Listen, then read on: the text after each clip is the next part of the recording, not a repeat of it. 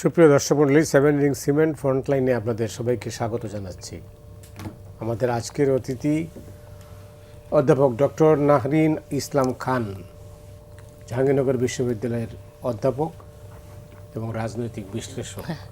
এরপর আছেন শরীফুজ্জামান শরীফ, রাজনৈতিক বিশ্লেষক, এই মুহূর্তে টক শো তারকা। তো দুজনকে ধন্যবাদ। ডক্টর নাহরিন, আপনাকে দিয়ে শুরু করতে চাই। নতুন সরকার, নতুন ব্যবস্থা, নতুন চিন্তা বা নতুন কিও মানে একটা স্বপ্ন। 3 মাস এখনো পূর্ণ হয়নি এই সরকারের। একটা গণতান্ত্রিক নির্বাচনে নির্বাচিত সরকার, অনেক চ্যালেঞ্জ, বহু ধরনের চ্যালেঞ্জ। আর 12 দিনের মধ্যেই আপনার একটা যুদ্ধ শুরু হয়ে গেল।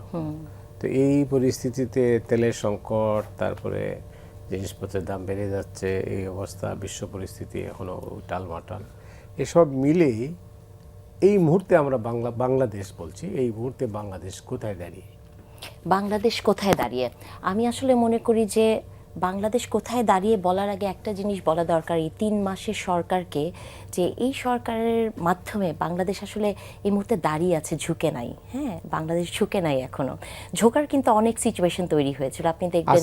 হ্যাঁ, এবং এখনো সম্ভাবনা, মানে সম্ভাবনা তো সব কিছুরই থাকে, সম্ভাবনা থাকে, দুঃস্বপ্ন থাকে, স্বপ্ন থাকে, সবই থাকে।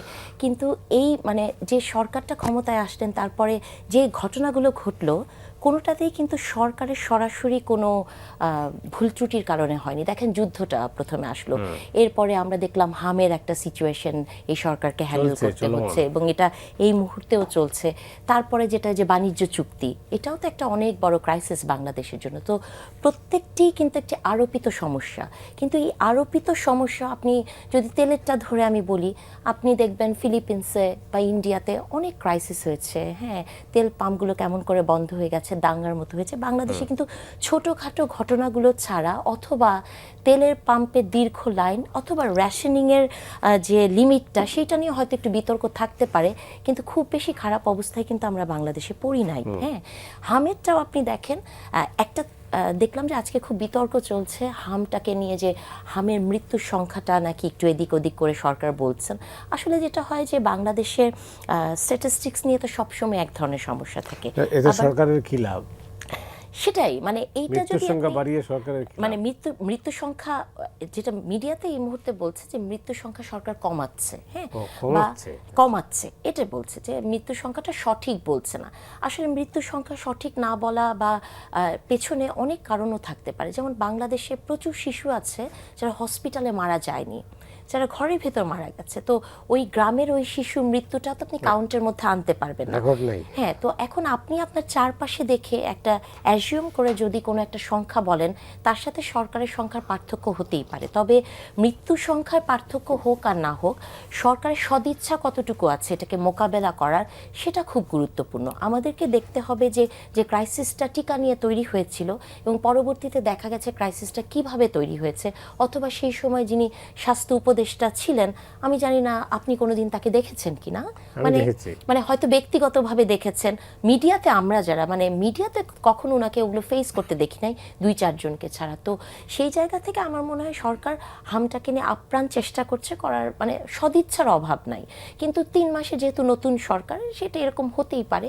এবং বাণিজ্য চুক্তি যেটা, সেটি নিয়েও আমার কাছে আমি মনে করতে পারি যে টাইমস ম্যাগাজিনে আমাদের প্রধানমন্ত্রী একটি ইন্টারভিউতে বলেছিলেন যে ডোনাল্ড ট্রাম্প যেরকম তার দেশের স্বার্থ দেখেছে, আমরাও, মানে বাংলাদেশের প্রধানমন্ত্রী বাংলাদেশের স্বার্থটাই দেখবে। তো যেহেতু চুক্তিটা নিয়ে অনেক আলোচনা হচ্ছে, একটা চুক্তি আবার 60 ডেজের মধ্যে চেঞ্জও করা যায়, অনেক ধরনের পরিবর্তন সম্ভব। আমি এই বিশ্বাসটুকু করতে চাই যে বাংলাদেশের যে সরকারটি, এই সরকারটি কিন্তু সেই সরকার যেটি জনগণের ম্যান্ডেটে এসেছে, 50%-এর বেশি ভোট পেয়েছে। সেই সরকারকে আসলে জনগণকে সাথে রেখে চুক্তিগুলোর বিষয়গুলো দেখতে হবে। এই চুক্তিটা নিয়ে অনেক ধোঁয়াশা ছিল, আপনি দেখেছেন ইন্টারিমে শেষ সময়ে চুক্তিটা করা হয়েছে, এবং চুক্তিটা যখন করেছেন, কাউকে, দুই পক্ষের কেউই কিন্তু চুক্তিটাকে প্রকাশ করেনি জনগণের সামনে। এটা আমরা দেখলাম নতুন সরকার যখন ক্ষমতায় আসলে। তো এরকম একটা জায়গা থেকে আমি বিশ্বাস করি বাংলাদেশের এই মুহূর্তে সরকার যদি সত্যি জনবান্ধব সরকার হয়, তাহলে এই ধরনের চুক্তিগুলো পাবলিকলি ওপেন করে ডিসকাশনের মাধ্যমে পরবর্তী কোনো ডিসিশন নেবে। তো যে কথাটাই আমরা ছিলাম যে বাংলাদেশ আসলে কোথায় দাঁড়িয়ে, বাংলাদেশ সবসময়ই একটা ভালনারেবল সিচুয়েশনে থাকে, প্লাবন সমভূমি, মাটি খুব নরম, সো গেথে যাওয়ার একটা সম্ভাবনা থাকে বাংলাদেশের, কিন্তু তারপরও বাংলাদেশ সবসময় মাথা উঁচু করে দাঁড়ায়। সো আমি এটা বিশ্বাস করি যে ঝুঁকে পড়তে গেলেও বাংলাদেশ আসলে মাথা উঁচু করেই দাঁড়াচ্ছে, এবং 3 মাসে যদি এই সরকারকে বিশ্লেষণ করতে হয়, নির্মোহ বিশ্লেষণ করতে হয়, মনে হয় যে একটু ইনজাস্টিস হয়ে যাবে, আর কিছুটা সময় দেওয়া দরকার। অনেক ধন্যবাদ। ডক্টর নাহারিন কিন্তু সময় দিতে চান আরও কিছুদিন, কারণ আসলেও 100 দিনও হয়নি। তো এই মধ্যে আপনার মূল্যায়ন কি?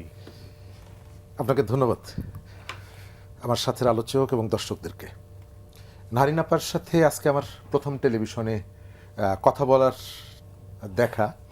আমি তার কথাগুলো শুনি, তার মোটা দাগে যদি বলেন, আমি তার কথাকে সাপোর্ট করি যে একটা সরকারকে চূড়ান্তভাবে বিচার করার জন্য যতক্ষণ সময়টা দরকার হয়, সেই সময়টা এখনও আসেনি।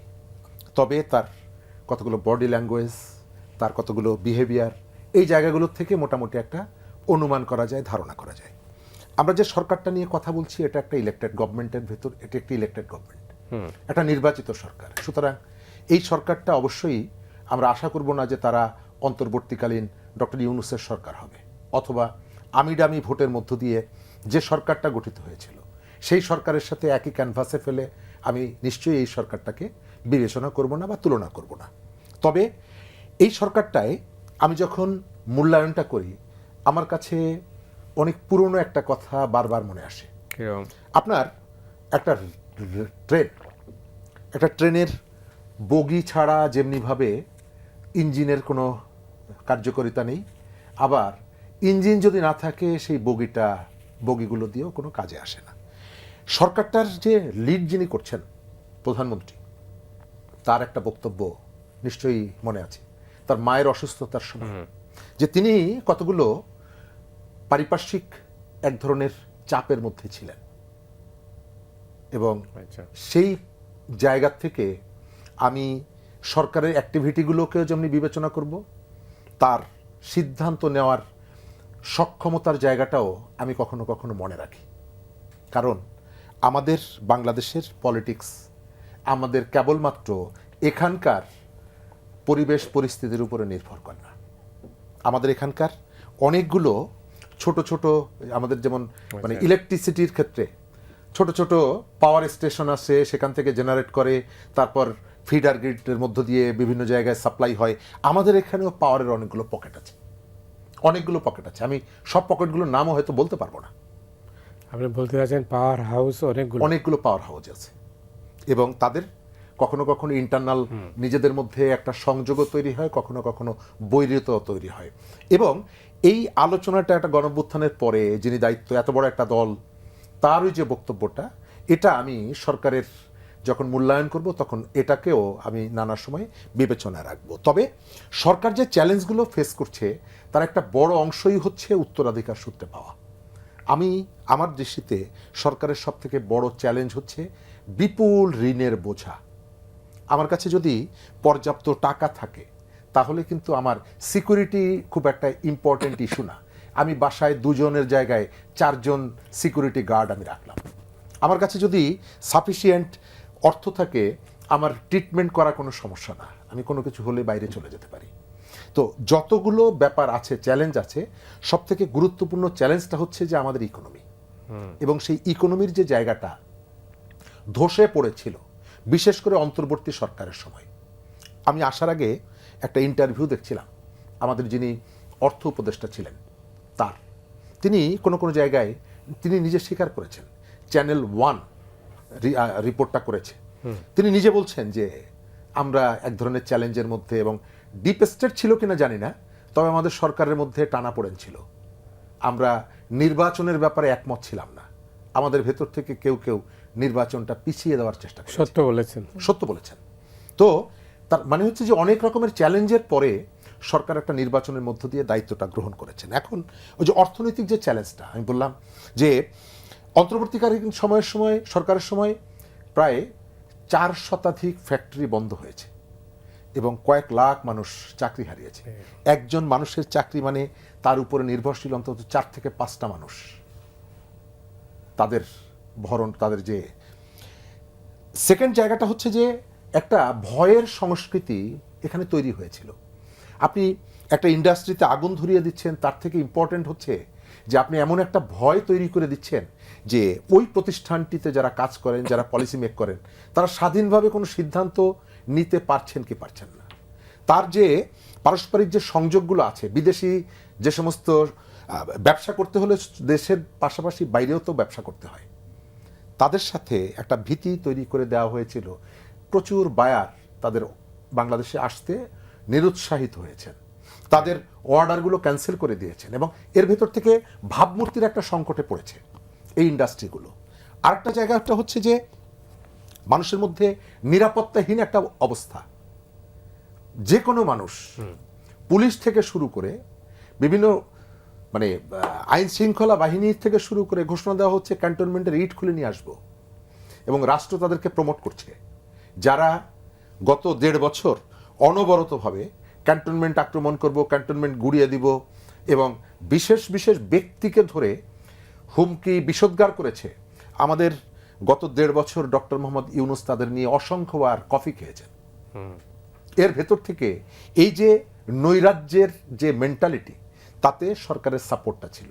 আমি আসবো হচ্ছে আর্থিক ব্যাপারটা বললাম, একটা বড় জায়গাটা হচ্ছে জননিরাপত্তা। জননিরাপত্তার জায়গাটা এখনো সরকার সেই ধরনের টেকসই জায়গায় যেতে পারেনি।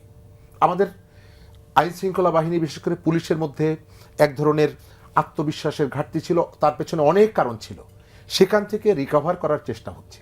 তবে চ্যালেঞ্জের জায়গাটা হচ্ছে বিএনপি 15 বছর ক্ষমতার বাইরে ছিল, তাদের মধ্যে নির্যাতিত প্রচুর নেতাকর্মী আছে, আবার ওটাকে ব্যবহার করে সুযোগ নেওয়ার জন্য একটা বিরাট অংশ অপেক্ষা করছে এবং তারা দলের নির্দেশ শৃঙ্খলা এগুলো মানছে না। এবং এই সময়কালে বিএনপির চ্যালেঞ্জের জায়গায় আমি দেখি বিএনপির এক শ্রেণীর নেতাকর্মী হচ্ছে তার জন্য বড় চ্যালেঞ্জ। বিএনপির যে ইমেজ, বিএনপির যে রাজনীতি, বিশেষ করে প্রধানমন্ত্রী যে বার্তাটা দিতে চাইছেন, তিনি সভা করছেন, শুনছেন যে এখানে একটা বিয়ের অনুষ্ঠান আছে, তিনি তড়িঘড়ি করে বিয়ের অনুষ্ঠান, তার সভাটা শেষ করে তারপরে বিয়ের অনুষ্ঠানে আমন্ত্রণ না পাওয়ার পর গিয়ে যে হাজির হওয়া, এই ধরনের ঘটনা বাংলাদেশে সংস্কৃতিতে নতুন, কিন্তু সাহস লাগে। কিন্তু তিনি একা যদি এই বার্তাটা দিতে চান তাহলে এটা টেকসই হবে না। তার যে টিম, তার যে দল, না এটাকে করতে হবে। আপনি যেটা বলছেন সেটার সাথে আমি একমত, কিন্তু আমার কথা হচ্ছে যে এই যে মব সন্ত্রাস, 18 মাস যে আমরা একদম মানে বিপর্যস্ত ছিল মানে জনজীবন, তো এই সেটা তো দূর হয় নাই। সেটা আমি ওই জায়গাটায় বলছিলাম, আলামত দেখতে পাচ্ছি। এই জায়গাটায় যে ধরনের শক্ত অবস্থানটা থাকা দরকার। আমরা গতকালকে যে বক্তব্যটা শুনলাম পুলিশ সপ্তাহে, প্রধানমন্ত্রী বললেন যে দলের পুলিশ আমি দেখতে চাই না। আজকে সেমিনারে দেখলাম এক পুলিশ কর্মকর্তা বলছে আমি আজন্ম জাতীয়তাবাদী আদর্শে লালিত। এটা কোনো প্রয়োজন ছিল না। জি, এটা কি প্রয়োজন ছিল না? তিনি এই কথাটা বলার ভেতর থেকে প্রধানমন্ত্রী গতকালকে যে বার্তাটা দিয়েছেন সেটিকে নাকচ করে দিলেন। তো এই ধরনের অতি উৎসাহী কর্মকর্তারা আছে, এদেরকে আপনাকে কন্ট্রোল করতে হবে, যুগে যুগে থাকে। এবং আওয়ামী লীগের সময় আমার এখনো মনে আছে, মাদারীপুরে এক পুলিশ কর্মকর্তা, ওনার বাড়ি আবার সেখানে শুনলাম আর কি, সেখানে কর্মকর্তা আওয়ামী লীগের অনুষ্ঠানে গিয়ে জয় বাংলা জয় বঙ্গবন্ধু স্লোগান দিয়েছিল, প্রচুর হইচই হয়েছিল। আজকে তিনি বলছেন যে আমি এই কারণে, কি কারণে তিনি জাতীয়তাবাদী আদর্শে, এটা প্রয়োজন নেই। আমার ধারণা যে তার এই মনোভাব পুলিশের বেশিরভাগ সদস্য বিব্রত বোধ করেছেন, কিন্তু 1-2 জনের বক্তব্যটা কিন্তু উদাহরণ হিসাবে আসে এই জায়গাটায়। উনি সম্ভবত মূল বক্তা ছিলেন। হ্যাঁ, মূল বক্তা ছিলেন। তো এটি তার প্রয়োজন ছিল না। আর আরেকটা জায়গায় সরকারের চ্যালেঞ্জের জায়গা আছে, এই যে অবৈধ অস্ত্র, প্রচুর অস্ত্র এখনো আমাদের এখানে আছে। আমাদের এখানে অন্তর্ঘাতমূলক কিছু তৎপরতা আছে। সরকারকে আপনি রোহিঙ্গা সংকটটা, এটি একটি বড় সংকট, এটা কালকেই শেষ করে ফেলতে পারবে, ফেরলে দিতে পারবে তা না। দ্রব্যমূল্য এই সময়কালে খুব গুরুত্বপূর্ণ, এই জায়গাটা সরকারকে গুরুত্ব দিতে হবে। এবং ওই যে অর্থনীতির যে জায়গাটা, আমি যেটা মনে করি যে আমাদের পলিটিক্সে ওই প্রান্তিক মানুষকে টেনে আনা দরকার। ঢাকা শহরে ঘুম থেকে ওঠার পর প্রথম আমরা যে মানুষটার চেহারাটা দেখি, তিনি একজন পরিচ্ছন্ন কর্মী, রাস্তা ঝাড়ু দেন, সবার আগে তাকে দেখি। ঢাকা শহরে প্রায় 3000 সুইপার আছে, আপনি কোনো আলোচনার মধ্যে তাদের কথা শুনবেন না। আপনি জুলাই বলেন, আগস্টের আলোচনা বলেন, সেমিনার বলেন, তারা নেই। ঢাকা শহরে প্রায় 6 লাখ নির্মাণ শ্রমিক আছে, আপনি আলোচনার মধ্যে নেই। তারা আমাদের মানে ফেসবুকের ফ্রেন্ড লিস্টে নেই, তারা টকশোতে আসেন না, তাদের কথা কেউ বলে না। সরকার এই যে শ্রেণীটা, এই যে গরিব মানুষটা, যারা আসলে রাজনীতি নিয়ে অতটা মাথা ঘামায় না, তাদের এজেন্ডাগুলোকে অ্যাড্রেস করাটা আমি মনে করি সব থেকে ইম্পর্টেন্ট। অনেক ধন্যবাদ আপনাকে। সেটা হচ্ছে যে যেটা ওই পুলিশ অফিসারের কথা বললেন, এটা আমিও শুনেছি, কিন্তু এটা মানে এই এই এই প্রধানমন্ত্রী বললেন, সাথে সাথে এই বক্তব্য দেওয়ার মধ্য দিয়ে আমরা কি বার্তা পেলাম? আমরা যেটা পেলাম যে আসলে মাঠে এই প্রধানমন্ত্রীর বক্তব্য এখনো পৌঁছায় নাই। হ্যাঁ, মাঠে প্রধানমন্ত্রীর বক্তব্য পৌঁছানো, এবং এখানে আরেকটা বিষয় যেটা কাজ করেছে, আপনি দেখবেন যাদের প্রোগ্রামটা পুলিশ, সবচেয়ে বেশি রাজনীতিকীকরণ কিন্তু পুলিশে হয়েছিল গত আমলটাতে। আমি এটা অনেক জায়গায় বলেছি, ট্রোলও হয়েছি, যে আমি করতাম কি, খুব ইয়াং পুলিশ যারা কনস্টেবল জয়েন করতো, আমি রাস্তায় জিজ্ঞেস করতাম, ভাই দেশ কোথায়? আমার হিসাব মতে মানে আমি দেখেছি প্রায় 70 থেকে 80%, মানে আমি যতজনকে জিজ্ঞেস করছি, বলেছে গোপালগঞ্জ। হ্যাঁ, তো তাহলে ওই একটা বিষয় তো ছিলই। এবং নিজেকে প্রমাণ করার এই মুহূর্তে আমাদের একটা টেন্ডেন্সি কি, বাংলাদেশে যেমন গত 17 বছর সবাই মানে 95% মানুষ কোনো না কোনোভাবে আওয়ামী লীগ হয়ে গেছিল, বর্তমানে চেষ্টাটা চলছে সবার কোনো না কোনোভাবে বিএনপি হয়ে যাওয়া, এবং এইটা সে তার কাজে কর্মে প্রকাশ করতে চায়। এবং এইটা কি ভালো লক্ষণ? এটা খুবই খারাপ লক্ষণ। কিন্তু পুলিশের ব্যাপারটা হচ্ছে সেটাই, যে পুলিশে যেভাবে করে রাজনীতিকরণ হয়েছিল, নিজেকে আমি জাতীয়তাবাদী আদর্শ ধারণ করি, এটা বলাটা ওনার কাছে মনে হয়েছে যে ও নিজেকে প্রমাণ করার, কিন্তু নিজেকে যে এখানে প্রমাণ করার কোনো প্রয়োজন নাই, উনি এটা বুঝতে পারেন নাই। এবং আরেকটা জিনিস দেখবেন, বেগম খালেদা জিয়া অনেক আগে একটি কথা বলেছিল, সবাই এই কথাটা কোট করেন, যে নিরপেক্ষ মানে শিশু এবং পাগল ছাড়া কেউ নিরপেক্ষ নয়। তো এটা তো সত্যি, আপনি যে পজিশনেই থাকেন না কেন, আপনি যে কোনো একটা আদর্শ আপনার ভেতরে আসলে সব সময় থাকে, কিন্তু বিচক্ষণতা হচ্ছে সেটা, এবং যেটা হওয়াই উচিত সেটি হচ্ছে আদর্শ আপনার যেটাই থাকুক, হ্যাঁ কে হ্যাঁ এবং না কে না বলতে শেখাটা, এটাই হলে এই দেশের পরিবর্তন হবে। কিন্তু আমরা তো আসলে ওই জায়গায় যেতে পারি না। ভাইয়ের সাথে যেহেতু আজকে প্রথম টকশো, আমি মুগ্ধ ওনার কথা শুনছিলাম, যেহেতু উনি ফিলোসফিক্যাল অ্যাসপেক্ট থেকে উনি অনেক সুন্দর কিছু কথা বললেন, যে আমরা আসলে কখনো যে ক্লিন করে, যে পরিচ্ছন্ন কর্মী, তাদের কথা বলি না। আমি অনেক জায়গায় বলেছি যে গত সময়গুলোতে দেখবেন শুধু কথা বলেছি জুলাই সনদ নিয়ে, হ্যাঁ, আলু চাষির ভাগ্য নিয়ে কথা বলি নাই। তবে একটু আশার আলো দেখতে পাই যখন বাংলাদেশের প্রধানমন্ত্রী আজকে ওই প্রোগ্রামটাতে যেই বলেন, যে যখন বলা হয় এসপিরা সুদমুক্ত গাড়ি পাবেন, প্রধানমন্ত্রী বলে যে এটা ঠিক আছে, কিন্তু কৃষককেও তো আমরা সুদসহ ঋণ দেই। হ্যাঁ, তাহলে প্রধানমন্ত্রীর মস্তিষ্কে যখন এটা কাজ করেছে, অথবা খুব ট্রোল করা হয় না ফ্যামিলি কার্ড নিয়ে, ফ্যামিলি কার্ডটা কিন্তু বিএনপির একটা ট্রাম্প কার্ড ছিল ইলেকশনের সময়, এবং এটা কিন্তু সত্যিই কোনো না কোনোভাবে প্রান্তিক নারীকে এম্পাওয়ার্ড করবে। হয়তো আমাকে করবে না, কিন্তু প্রান্তিক নারীকে অবশ্যই করবে। তাহলে এটা টার্গেট গ্রুপ কারা, অথবা কৃষক কার্ড টার্গেট গ্রুপ কারা? তার মানে সরকার যিনি গঠন করেছেন, যারা সরকারে আছেন, সরকারের মানে আসার আগে পর্যন্ত তাদের ইস্তেহারে এগুলো ছিল। আমাদের এখন যেটা প্রয়োজন, যে সরকারকে সবসময় প্রশ্নের মুখোমুখি করতে হবে, তাকে জবাবদিহিতার আওতায় আনতে হবে, এবং এই প্রশ্নগুলো তাকে তুলে দিতে হবে, যে এটি আপনার ইশতেহারে ছিল যে পরিচ্ছন্ন কর্মী আসবে। আপনি দেখেছেন যে কি বলে যারা মসজিদের ইমামরা বা প্রিস্টরা, তাদেরকেও কিন্তু এক ধরনের ভাতা দেওয়ার কথা হয়েছে। এরাও কিন্তু একটা নিগৃহীত জনগোষ্ঠী। হ্যাঁ, তাহলে এই চিন্তাগুলো যখন একটি সরকারের থাকে, সেই সরকারকে এটিও এনশিওর করতে হবে যে এই সরকারকে মনে রাখতে হবে তার ইশতেহারে তিনি বলেছেন যে নারীর প্রতি সহিংসতায় তিনি কঠোর হবেন। এটাও আমাদের দেখতে হবে। আপনি যদি কয়েকদিন আগে 11 বছরের একটি শিশু আমাদের এই দেশে মা হয়ে যাচ্ছে, হ্যাঁ, আপনি কি দেখেছেন যে ধরেন কিছুদিন আগে যখন একটি পারিবারিক কলহ ছিল বা একটা ছেলে একটা মেয়ের সাথে প্রেম করে চলে গেছে বা কিছু, সেটাকে অপহরণ বলা হলো। একটি বিশেষ রাজনৈতিক দলের প্রধান সেটিকে নিয়ে অনেক কথা বললেন, ক্ষমা চাইলেন যে একটি মেয়ের নিরাপত্তা আমরা দিতে পারি না। কিন্তু যখনই এই বিষয়গুলো কোনো মাদ্রাসাতে হয় আমরা সেটা নিয়ে কথা বলি না, কেন যেন আমাদের মুখে একটা কুলুপ এঁটে যায়, আমরা কথা বলতে পারি না। আমাদের এই প্রশ্নগুলো আনতে হবে। নারী মাদ্রাসাগুলোর কি অবস্থা? ধর্ষণ কিন্তু শুধু নারী শিশু হয় না, পুরুষ মানে বালকরাও হয়, শিশুরাও, ছেলে শিশুরাও হয়। এগুলো নিয়ে আমরা কথা বলি না। তাহলে আমাদের ধর্ষণকে ধর্ষণ হিসেবে দেখতে হবে, সেটাকে রাজনীতিকীকরণ করা যাবে না। ধর্ষণটা কে করলো সেটা মুখ্য করে করা হয় কি, ধর্ষণের যে বিচারটা সেটাকে মানে ধীর স্থির করে ফেলা হয়। কিন্তু ধর্ষণকে যদি আপনি সত্যিই ধর্ষণ হিসেবে দেখেন, এবং ধর্ষণের দেখবেন আপনি রাজনৈতিক কোনো নেতা ধর্ষণের কিন্তু ডিফারেন্ট ডেফিনেশনও দিয়েছে, সেই জায়গাগুলো থেকে যদি আপনি চিন্তা করেন তাহলে দেখবেন যে এই দেশে যে ঘটনাগুলো ঘটে সব কিছুকে আমরা করি কি ওই পলিটিসাইজ করে ফেলি। তো এই সরকারকে যে ইশতেহার দিয়ে উনি ক্ষমতায় এসছেন, আমাদেরকে জবাবদিহিতার জায়গা রাখতে হবে, আমাদেরকে প্রশ্ন করতে হবে এবং বারবার বলতে হবে যে আপনি কথা দিয়েছিলেন, আপনাকে করতে হবে। অনেক ধন্যবাদ শরীফ ভাই, আপনি সব কিছুই বললেন কিন্তু রাজনীতি তো বললেন না। আচ্ছা, আমি কেমন ছিল রাজনীতি?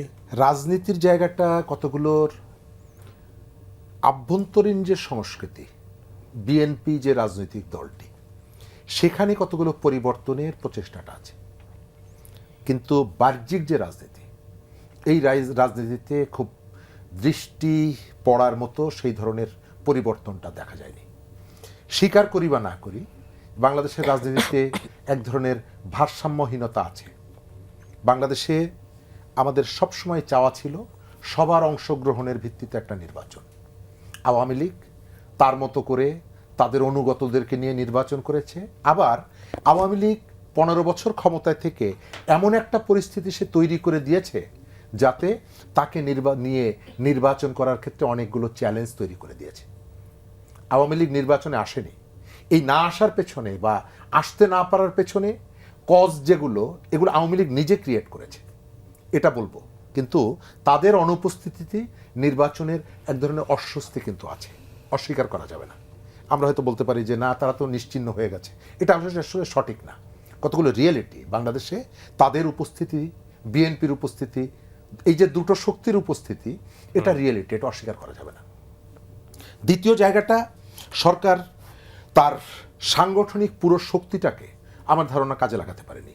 সরকার গঠনের পর তার যে ফোর্স, তাদের যে ফ্রন্ট লাইনে যারা ফাইটার ছিল, তাদের অনেককেই রাজনীতির মাঠে বা সরকার পরিচালনায় অনুপস্থিত দেখে দেশের মানুষ এবং রাজনীতি সম্পর্কে যারা খোঁজখবর রাখেন তাদের মধ্যে এক ধরনের বিস্ময় তৈরি হয়েছে, মানে তাদের মধ্যে এক ধরনের কৌতূহল তৈরি হয়েছে যে এই মানুষগুলোকে কেন দেখছি না আমি সরকারের। আপনার কি মনে হয়? আমার কাছেও কৌতূহল তৈরি হয়েছে। আমি যদি নাম ধরে বলি, ডক্টর মঈন খান, বিএনপির সরকার গঠিত হবে, সেখানে তিনি থাকবেন না থাকবেন সেটা বলছি না, অ্যাক্টিভলি কন্ট্রিবিউট করবেন না, এটা আমার মনের মধ্যে ছিল না। আমার ধারণা ছিল যে ডক্টর মঈন খান অ্যাক্টিভলি এখানে কন্ট্রিবিউট করবেন। ডক্টর খন্দকার মোশাররফ হোসেন, তিনি অ্যাক্টিভলি কন্ট্রিবিউট করবেন তার দলের সরকারের। শারীরিকভাবে অসুস্থ, হ্যাঁ, এটা আছে। আবার এটাও বলা যায় যে এই যে মানুষগুলো, তাদের দীর্ঘদিনের একটা কাজের অভিজ্ঞতা আছে, তারা সভা সমাবেশগুলোতে কিন্তু আসছে। আপনি যে আমরা যেটা বলছি যে তারা শারীরিকভাবে ভূমিকা রাখতে, কিন্তু তাদেরকে আমরা সভা সমাবেশগুলোতে দেখছি। আমরা জানি না ইন্টারনালি তারা কতটুকু ভূমিকা রাখছে, তবে মানুষের মধ্যে এক ধরনের ধারণা ছিল যে এই মানুষগুলোকেও তারা ফ্রন্ট লাইনে দেখতে চায়।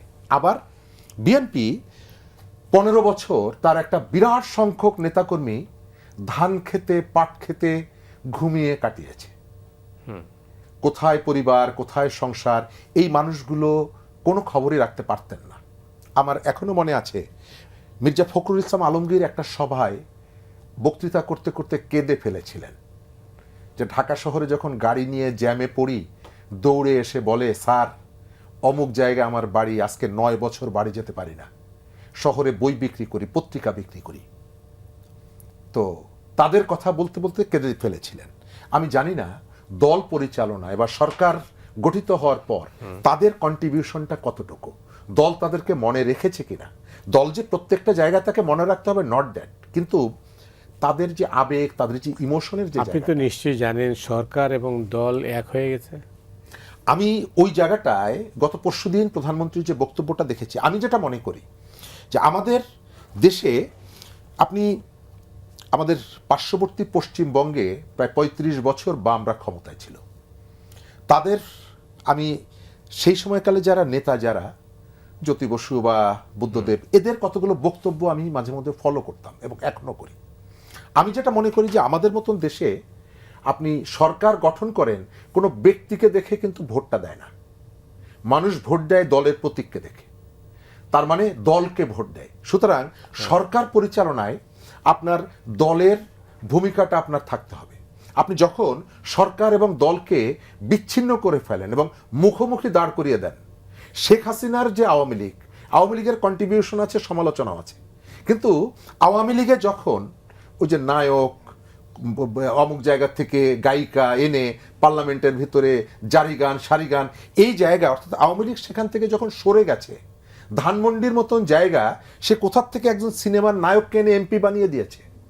দলের সরকারের প্রতি দলের যে বাঁধনটা, এটা যখন দুর্বল হয়েছে তখন দল কিন্তু বিপদে পড়েছে। বিএনপির ক্ষেত্রে আমি একই কথা বলবো। অনেক ধন্যবাদ আপনাকে, আপনার কাছে আসবো আবারও। দর্শক, আমরা বিরতিতে যাচ্ছি, ফিরছি খুব তাড়াতাড়ি, আমাদের সঙ্গেই থাকুন।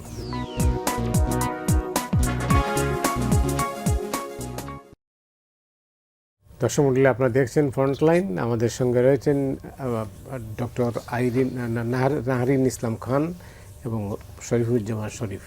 আমরা শরীফুজ্জামান শরীফের বক্তব্য শুনছিলাম, একটু নাহারিনের বক্তব্য শুনবো। আপনার কাছে যে প্রশ্নটা আমরা করতে চাইছি, আপনারা শুনেছেন যে বিষয়টা, রাজনীতি কোথায় ছিল, কী অবস্থায় আছে, আর নতুন রাজনীতির কী দিক নির্দেশনা দেওয়া হচ্ছে, এই জায়গাতে আসতে যাইয়া শরীফুজ্জামান শরীফ যেটা বলছেন যে তিনি অনেক ঘাটতি লক্ষ্য করেছেন। তিনি মনে করেন দল এবং সরকার সত্যিকার অর্থেই এক হয়ে গেছে। আপনার কি মনে করেন? এই কথাটা আসলে শরীফ ভাইয়ের কথাটা আমিও কয়েকদিন আগে কয়েকটা জায়গায় বলেছি যে দল এবং সরকার এক হয়ে গেছে। আমি মনে করি, আমি এখানে একটু মানে ডিফার করি। আমার কাছে সবসময় মনে হয় যে সরকার যে দলটি মানে সরকার গঠন করে সেই দলের নিজস্ব কিছু কার্যক্রম থাকতে হবে। যদি সরকার এবং দল ব্লেন্ডেড হয়ে যায় তাহলে অনেক ক্ষেত্রেই যে কথাটা আমরা ব্রেক টাইমে বলছিলাম যে শেখ হাসিনা বলতেই যেহেতু আওয়ামী লীগ ছিল, এখন আর আওয়ামী লীগ খুঁজে পাওয়া যায় না। তো এটাই হয়, যেহেতু আপনি লং রান একটি রাজনীতি করবেন, এই দলের যেহেতু একটি সুনাম আছে, তো সেই জায়গা থেকে আসলে আমাদেরকে দল এবং সরকারকে একটু আলাদা থাকার প্রয়োজন আছে। এবং এটা হলে যেটা হয় যে তৃণমূলের যে কর্মীদের কথা উনি বলছিলেন, তারাও কিন্তু নিজেদেরকে এক ধরনের এম্পাওয়ার্ড মনে করে। কারণ তৃণমূলের কর্মীটা তো ঠিক একদম সরকারি বড় সভায় যেতে পারছে না বা মন্ত্রীর মতো অ্যাক্সেসটা সে পাচ্ছে না। তো তাকে যদি দলীয়ভাবে কোনো না কোনো কাজে এনগেজ করা হয়, আমি মনে করি তৃণমূলে এটাতে এক ধরনের উৎসাহ দেবে। ভাই একটা কথা বলছিলেন যে প্রবীণদের অনেকজনের নাম বললেন যে যাদেরকে উনি মন্ত্রিসভায় দেখতে পাননি, অভিজ্ঞতার, এটা আমি অবশ্যই বিশ্বাস করি। কিন্তু তার সাথে সাথে এটাও একটি বড় সত্য কথা যে নবীনদেরকেও তো জায়গা ছেড়ে দিতে হবে। হ্যাঁ, আর তার সাথে সাথে আরেকটা জিনিস আছে, আমি জানি না এটা আমরা ভুলে যাচ্ছি কিনা, প্রধানমন্ত্রী কিন্তু বলেছিলেন যে তিনি 180 দিনের একটা টাইম ফ্রেম দিয়ে দিয়েছেন উনি প্রত্যেকটি মন্ত্রীকে। এবং আমি যেটা শুনেছি যে উনি ব্যক্তিগতভাবেও, ওনার একটি টিমও হয়তো আছেন যে এভালুয়েট করেন যে কে কেমন কাজ করছে। তো 180 দিন আসলে খুব বেশি দূরে নাই। তো আমার মনে হয় এই 180 দিনে কোনো না কোনো ধরনের পরিবর্তন হতে পারে এরপরে। অথবা আপনি দেখেছেন প্রথম দিকেও কিন্তু অনেক মন্ত্রীকে অনেক দায়িত্ব দিয়ে দেওয়া হয়েছিল, সেটাকে সংযোজন বিয়োজন করা হয়েছে। তো আমি মনে করি তারা একটা মনিটরিংয়ের মধ্যে আছেন এবং তারাও একটা পরীক্ষার মধ্যে আছেন। এই পরীক্ষায় তাদের পাশ করলেই তারা 180 দিনের যে পুল সেরাতটা সেটা পার হতে পারবেন। তবে এটাও সত্য, অভিজ্ঞতার তো আসলেই মূল্য আছে। কিন্তু তার সাথে সাথে যেটা বলতে চাই যে আসলে এই সরকারটা তো আসলে অন্য একটা জায়গা থেকে সরকার হয়েছে। আমরা যদি অ্যাকসেপ্ট করে নিতে পারি যে ক্লাসরুম থেকে যে একটা ছেলে উপদেষ্টা হয়ে গেছে, হ্যাঁ, তাহলে এই যে নতুন মুখগুলো দেখছি সেটাকে আমাদেরকে অ্যাকসেপ্ট করতে হবে এবং লিডারশিপ কিন্তু তৈরি করতে হয়। লিডারশিপ কিন্তু একদিনে হয় না। যেহেতু লিডারশিপ তৈরি করতে হয় তাহলে নবীনদেরকে তো কিছু জায়গা ছাড়তেই হবে। আর রাজনীতির যে কথাটা বলছি যে রাজনীতি আসলে কোথায় আছে, আমি যদি এই মুহূর্তে বাংলাদেশের রাজনীতিটাকে দেখি, বাংলাদেশে যে কথাগুলো প্রথম দিকে শুরু করেছিলাম যে আরোপিত কিছু সমস্যা দিয়ে বাংলাদেশের রাজনীতি সমাজ ব্যবস্থা এখন যাচ্ছে, আরেকটি আরোপিত সমস্যা সেটা আপনি দেখবেন পশ্চিমবঙ্গের নির্বাচন। পশ্চিমবঙ্গের যে নির্বাচনটি হলো, আমি বলছি না যে মমতা ব্যানার্জি খুবই বাংলাদেশ বান্ধব ছিলেন, যদি থাকতেনই তাহলে তিস্তা চুক্তিটা হতো, হ্যাঁ সেটি হয়নি। কিন্তু যিনি এখন মুখ্যমন্ত্রী হলেন তার কিন্তু রাজনৈতিক যে রেটরিক দিয়ে বা যেটি ব্যবহার করে উনি রাজনীতির মাঠ গরম করেছেন, তার মেইন জায়গাটাই ছিল কিন্তু বাংলাদেশ। উনি কিন্তু বাংলাদেশকে, আপনার মনে আছে কিনা জানি না, আমাদের এই অভ্যুত্থানকে বলেছেন গাজার সাথে তুলনা করেছিলেন। উনি বলেছিলেন যে ইসরায়েল যেমন করে গাজাকে মানে কন্ট্রোল করছে, ভারতের উচিত বাংলাদেশকে তেমন করে কন্ট্রোল করা। আমি বিশ্বাস করতে চাই যে এগুলো তার রাজনৈতিক রেটরিক ছিল।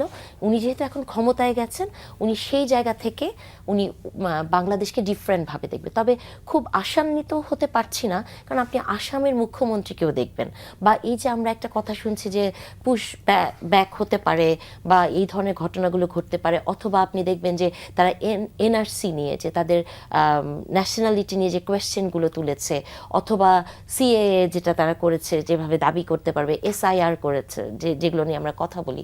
তো সেই জায়গাগুলো থেকে দেখলে বাংলাদেশের মানে আন্তর্জাতিকভাবে বাংলাদেশকে তো মানে বাংলাদেশি ইন্টারনাল রাজনীতিটা তো এদের সাথেও ঘনিষ্ঠভাবে জড়িত। তো বাংলাদেশ আসলেই একটা চ্যালেঞ্জের মুখে পড়েছে আমি মনে করি এই মুহূর্তে। তবে আমি এটাও বিশ্বাস করি, যত শক্ত কূটনীতিক ব্যবস্থায় আপনি নেন না কেন, কূটনীতি চাইতে এই মুহূর্তে সবচেয়ে বেশি জরুরি রাজনীতি। মানে রাজনৈতিকভাবে কিন্তু কূটনীতি চাইতে এগুলোকে আপনাকে ডিল করতে হবে। না মানে আপনি একটা আন্তর্জাতিক জায়গায় কি করে ডিল করবেন, এটা শুধু যদি কূটনীতিবিদদের হাতেই ছেড়ে দেন বা পররাষ্ট্র মন্ত্রণালয়ের হাতেই ছেড়ে দেন তা না, রাজনৈতিক খেলা দিয়ে, রাজনৈতিক কূটনীতি, হ্যাঁ রাজনৈতিক কূটনীতি এবং রাজনৈতিক খেলা দিয়ে এই ধরনের ইমোশনাল রেটরিককে কিন্তু, কারণ রেটরিকের কিন্তু একটা ভূমিকা আছে। রেটরিক কিন্তু জনগণের মধ্যে, সাধারণ জনগণের মধ্যে এক ধরনের পারসেপশন ক্রিয়েট করে এবং অনেক ক্ষেত্রেই সেটা নেগেটিভ হয়। তো সেই জায়গা থেকে যেহেতু এই সরকারটা, আজকে আপনি দেখেছেন যে কয়েকটি কমেন্ট এসেছে খুবই প্রভোকেটিভ, না মানে পশ্চিমবঙ্গের এই সরকারটিকে নিয়ে, তো এগুলো কিন্তু আমাদের সাধারণ মানুষের মধ্যে এক ধরনের রিপারকেশন তৈরি করতে পারে। তো এটাকে বাংলাদেশের সরকার কিভাবে মোকাবেলা করবে, এটি আসলে পররাষ্ট্রনীতি দিয়ে যতটা না করতে পারবে, তার থেকে রাজনৈতিক বিচক্ষণতা দিয়ে সবচেয়ে বেশি করতে পারবে বলে আমি বিশ্বাস করি। অনেক ধন্যবাদ আপনাকে, আপনার অসম্পূর্ণ বক্তব্য যেটা মূল্যায়ন। আচ্ছা, তো ওই জায়গাটা আমি যেটা মনে করেছি যে বিএনপির যে পলিটিক্যাল অ্যাক্টিভিটিগুলো, এগুলো দৃশ্যমান না হওয়ার কারণে দল একটা সময়ে গিয়ে এক ধরনের অচল হয়ে পড়ে, এবং দলের ফাংশনিংটি যদি প্রপারলি না হয়, তার রিক্রুটমেন্ট সহ একটা রাজনৈতিক দলের অনেক রকমের কাজ থাকে। একটা বড় কাজ হচ্ছে তার রেগুলার রিক্রুটমেন্ট করা, সেই কাজগুলো এবং কর্মীদেরকে প্রশিক্ষিত করা, অনেক ধরনের অ্যাক্টিভিটি থাকে। আমি যেটা দেখতে পাচ্ছি যে পুরোটা সরকার নির্ভর এবং সরকারি অ্যাক্টিভিটির মধ্যেই চলে গেছে। যাদেরকে দলের দায়িত্ব যারা পালন করতেন, এদের বেশিরভাগকেই আমি কিন্তু সরকারের কাজের মধ্যে দেখি। সুতরাং যদি পরামর্শ জায়গায় বলেন, আমি বলবো যে বিএনপি সরকার তার কাজটি করবে ডাবল ইঞ্জিন, দুটো ইঞ্জিনকে তাকে চালু রাখতে হবে, সরকারকেও চালু রাখতে হবে, দলকেও চালু রাখতে হবে। দলের মধ্যে যে অংশটা নানাভাবে তাদেরকে আমরা দৃশ্যপটে দেখছি না, মন্ত্রিসভায় নাই, অন্যান্য জায়গায় নাই, তাদেরকে প্রয়োজনে রাজনৈতিক কাজে লাগানো। বিএনপির এই কাজটা, আর কতগুলো জায়গায় আপনার দৃষ্টিভঙ্গিটা পরিবর্তন করা। আমরা কিন্তু পুরনো ঘটনার পুনরাবৃত্তি চাই না, আমরা নতুন নির্মাণ চাই। এক সময় সবকিছু আপা যেটা বললেন, আমরা বন্ধুরা ঠাট্টা করে বলতাম, মানে গোপালগঞ্জ বললে এক ধরনের সুবিধা পাওয়া যেত, সাইকোলজিটা ওই রকমের তৈরি হতো। তো আমরা মজা করে বলতাম যে এখন যার বাড়ি জয়পুরহাটে, জিজ্ঞেস করলে বলে বাড়ি কোথায়, যে জয়পুরহাটের গোপালগঞ্জ। বাড়ি কোথায়, যে পঞ্চগড়ের গোপালগঞ্জ, কারণ গোপালগঞ্জটা যুক্ত করে দিলে কতগুলো সুবিধা ছিল। সেই ঘটনার পুনরাবৃত্তি ঘটবে কিনা আমি হঠাৎ করে দেখলাম, এখন ঘটে নাই, হঠাৎ করে দেখলাম যে বগুড়াতে একটা আন্তর্জাতিক বিমানবন্দর তৈরি করার একটা তোড়জোড় শুরু হয়েছে। আমার কাছে যদি জিজ্ঞেস করেন, আমি পরিষ্কার মনে করি বগুড়াতে আন্তর্জাতিক বিমানবন্দরের কোনো প্রয়োজন নেই। আপনার সেখানে শিল্প কলকারখানা দরকার, সেখানের বেকারদের জন্য কর্মসংস্থান দরকার, সেখানে ওই আলু চাষির জন্য কোল্ড স্টোরেজ দরকার। আপনি একমত হবেন, বাংলাদেশের বহু পরিবারের একটা রোগী আছেন, তিনি কিডনিতে আক্রান্ত, রোগে আক্রান্ত, তাকে রেগুলার ডায়ালিসিস করতে হয়। মতি ভাই, ওই পরিবারটা শেষ হয়ে গেছে। একটা পরিবারে একজন ক্যান্সারের রোগী আছে, ওই পরিবারটা শেষ হয়ে গেছে, আপনি খোঁজ নিয়ে দেখেন। আমার এই যে ডায়ালিসিসের আমার হসপিটাল করা দরকার, আমাকে এই সুবিধাটা একেবারে জেলা পর্যায়ে নিয়ে যাওয়া দরকার। আমি বিনিয়োগ করব ওই জায়গায়। আমি যে সমস্ত জায়গাগুলোতে, হ্যাঁ, কখনো কখনো একটা বিজ্ঞাপন ছিল, বেশি স্টারশিপে বেশি কাপ চা, বেশি স্বাদ বেশি লাভ বেশি কাপ চা।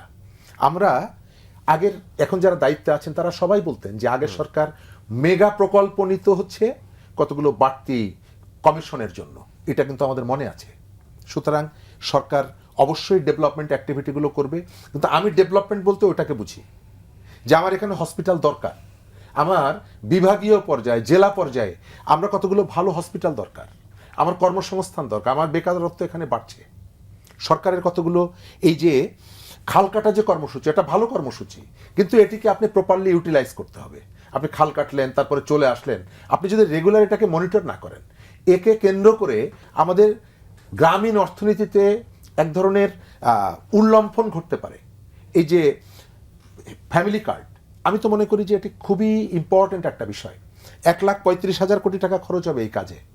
এই টাকা দিয়ে আপনি যদি একটা ইন্ডাস্ট্রি করতেন, আমি নিশ্চিত যে তার থেকে 50,000 40,000 কোটি টাকা পাচার হয়ে যেত।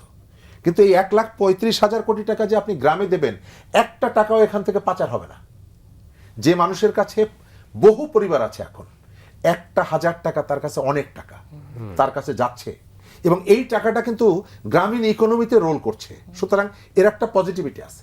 কিন্তু আমার এখানে এই মুহূর্তে এমন কতগুলো বিলাসী উদ্যোগ, এগুলোর প্রয়োজন নেই। 6 জন মন্ত্রী দেখলাম, তারা বিমানবন্দরের সম্ভাব্যতা দেখার জন্য গেছে। আমি সবকিছু গোপালগঞ্জ থেকে, সবকিছু বগুড়া, মানে এই ধরনের যে প্রবণতা, এখান থেকে বের হতে হবে। অনেক ধন্যবাদ। মৌলিক প্রশ্ন, এই প্রশ্নের তো আসলে মানে জবাব নেই অনেক ক্ষেত্রে, আমি জানি না। এটা উনি যে সেন্টিমেন্টের কথা বলছেন যে আসলে এই মুহূর্তে প্রয়োজন কোনটা, বলছি প্রয়োজন ঠিক করতে হবে। হ্যাঁ, মানে এটা তো আসলে সব জায়গাতেই আপনি মানে টার্গেট করতে হবে যে কোনটা আমরা ফার্স্ট প্রায়োরিটিটা তো ভেরি ইম্পর্টেন্ট। তবে ভাইয়ের কথার সাথে সাথে আমি একটা জিনিস বলতে চাই যে এখনও ঠিক ওটা তেমন করে জনগণের সামনে আসে নাই, কিন্তু বিএনপি কিছু পলিসি করেছে। সেই পলিসিগুলোর মধ্যে, এবং সেটা ইলেকশনের 2 বছর আগে থেকে এটা কাজ হয়েছে, ম্যাসিভ কাজ হয়েছে।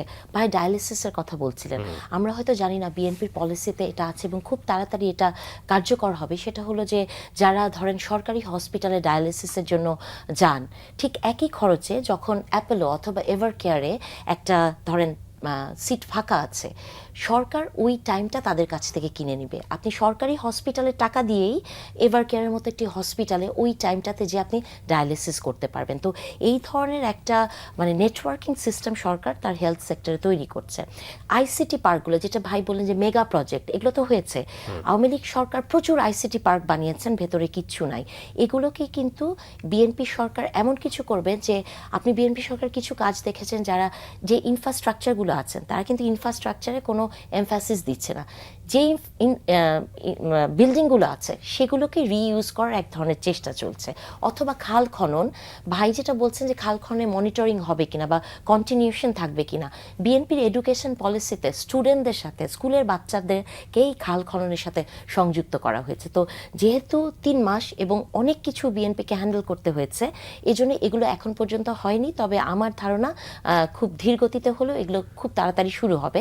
স্কুলের বাচ্চারাই খাল খননটাকে কন্টিনিউশনের মধ্যে আনবে, গাছ বোনা অথবা কর্মসংস্থানের যে কথাটা বলছেন, বিএনপি ইশতেহারেই ছিল কিন্তু যে নতুন 1 কোটি, মানে প্রথম 6 মাসে 1 কোটি চাকরি দিবে। তো আমরা দেখতেই তো পারি যে আসলে সেরকম কাজ কিছু হয় কিনা। আসলে আমি সবসময় মনে করি যে যে প্রশ্নগুলো ভাই বলছিলেন যে আওয়ামী লীগ ইলেকশনে আসে নাই, জনগণে, এই ইলেকশনটাকে না একটু স্পেশাল ইলেকশন হিসেবে দেখতে হবে। এটা তো কোনো নর্মাল সময়ের ইলেকশন ছিল না। তো এই সময়ে আওয়ামী লীগ একটা সেন্সিটিভ জায়গায় ছিল। এই ইলেকশনে আসবে কি আসবে না সেটা যেমন কোনো দলীয় সিদ্ধান্ত ছিল না, সেটা ছিল কোনো না কোনোভাবে বাংলাদেশের মানুষের এক ধরনের পরোক্ষ এক ধরনের মানে সম্মতি ছিল। সেই জায়গা থেকে এটা হয়েছে।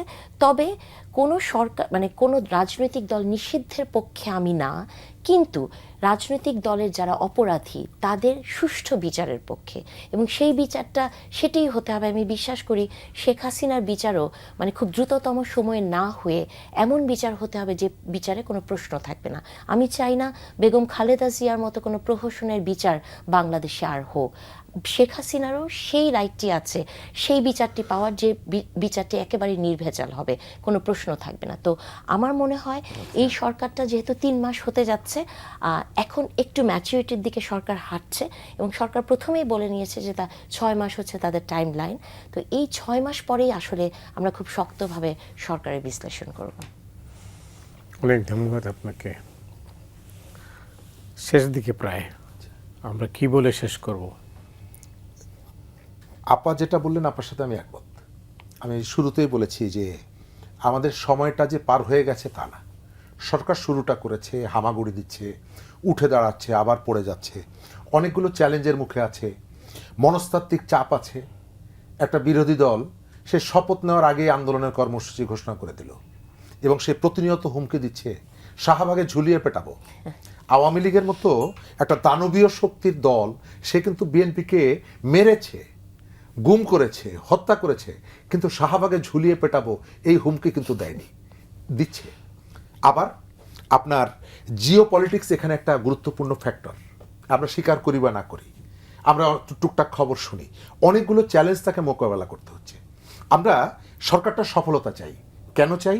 কারণ হচ্ছে যে আমাদের রাজনীতি, আমাদের অর্থনীতি বিভিন্ন জায়গায় অনেকগুলো বড় বড় গর্ত তৈরি হয়েছে, এবং এত বিভাজন সমাজের মধ্যে, মানুষের মধ্যে। কিন্তু সবকিছুই বললেন, সাইবার বুলিং নিয়ে তো বললেন, মানে এটা কি চ্যালেঞ্জ না? সামগ্রিক অবশ্যই অবশ্যই, মানে সমাজকে যেভাবে অস্থির করে ফেলা হয়েছে, আপনি চিন্তা করে দেখেন, কয়েক কিশোর তার এক বন্ধুকে মেরে ফেলেছে কারণ জেলখানার পরিবেশটা কি এটা দেখার জন্য। মানে মনস্তত্ত্বর জায়গাটা আমরা কোথায় নিয়ে গেছি, এবং এটিকে আগে তো ছিল, গত 15 মাসে 14 মাসে 1.5 বছর এটিকে প্রমোট করা হয়েছে। 100 জন শিক্ষার্থী সচিবালয়ের 14 তলায় উঠে গেছে, ইন্টার পরীক্ষা বাতিল, কিন্তু লক্ষ লক্ষ মানুষ ইন্টার পরীক্ষার পক্ষে। সেটাকে বিবেচনা করা হয়নি, বিবেচনা করা হয়েছে কাকে? যারা সচিবালয়ের মধ্যে অফিস দখল করেছে, এবং তারা তো স্বীকার করেছে। সার্জিস আলম বলেছে যা খুশি তাই করেছি, 8 জন মন্ত্রী বসা সেখানে গিয়ে চিৎকার করেছি। তো এই কাজগুলো করতে গিয়ে আমাদের সমাজের মরাল যে জায়গাগুলো ছিল, মুরব্বীকে সম্মান করা, এগুলো সব শেষ। শরীফ ভাই, আপনাকে অনেক ধন্যবাদ। ডক্টর নাহরিন খান, আপনাকেও অনেক ধন্যবাদ। হাতে একদমই সময় নেই। দর্শক, আমরা যারা এই অনুষ্ঠান দেখলেন আপনাদের সবাইকে ধন্যবাদ জানিয়ে আজকের মতো এখানে বিদায় চাইছি।